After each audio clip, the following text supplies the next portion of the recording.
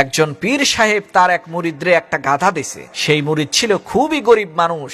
সে ওই গাধাটা দিয়ে এক বাজারের মাল আর এক বাজারে নিত। এইভাবে সে তার সংসার চালাতো। একদিন হঠাৎ করে সেই গাধাটি মরে গেল। বেচারা তখন মহা চিন্তায় পড়ে গেল, আহারে, আমার পয়সা উপার্জনের একমাত্র অবলম্বন গাধাটা মরে গেল।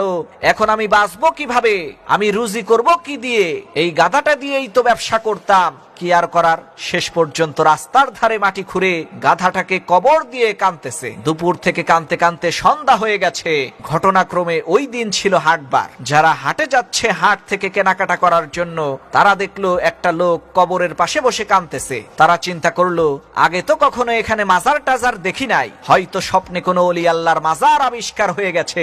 লোকেরা হাট থেকে কেনাকাটা করে যখন ফিরতেছে, দেখে তখনও সেই লোকটি বসে কান্না করছে। তখন কেউ 2টা বাগুন, কেউ 4টা পান, 2টা সুপারি, কেউ আবার একটা মাছ, 2টা টাকা এইভাবে দিছে। এদিকে বেলা ডুবে সন্ধ্যা হয়ে গেছে। সেই লোকটি কাঁদতে কাঁদতে ক্লান্ত হয়ে বলছে, কত আর কান্দা যায়, এখন বাড়ি যাই। এই মনে করে যখনই চোখটা খুলেছে, দেখে যে মাশাআল্লাহ, কবরের চতুর্দিকে বেগুন, তরি তরকারি, মাছ, পান, সুপারি, চাল, ডাল, টাকা পয়সা।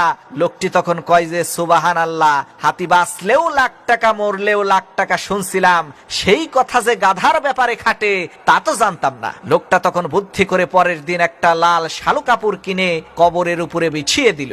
এরপরে কয়েকখান ইট টিট জোগাড় কইরা তার পাশে ধ্যানে বসলো। বাস, আসতে লাগলো টাকা, পড়তে লাগলো টাকা।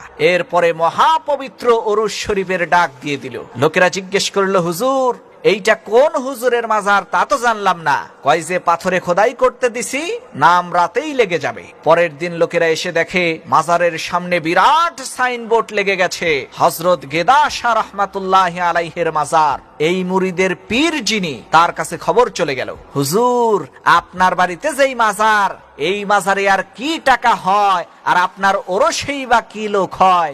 যাইয়া দেখেন আপনার মুরিদের কেরামতি।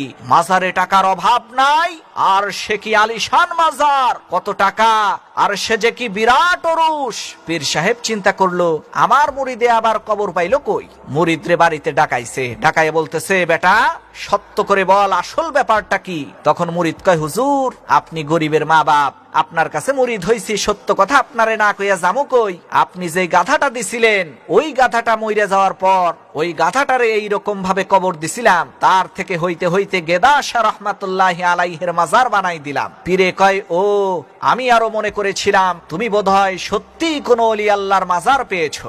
অসুবিধা হয় নাই, তোমারে আমি যেই গাধাটা দিছিলাম, ওই গাধার মায়ের কবরের মাজার হইল আমার বাড়িতে।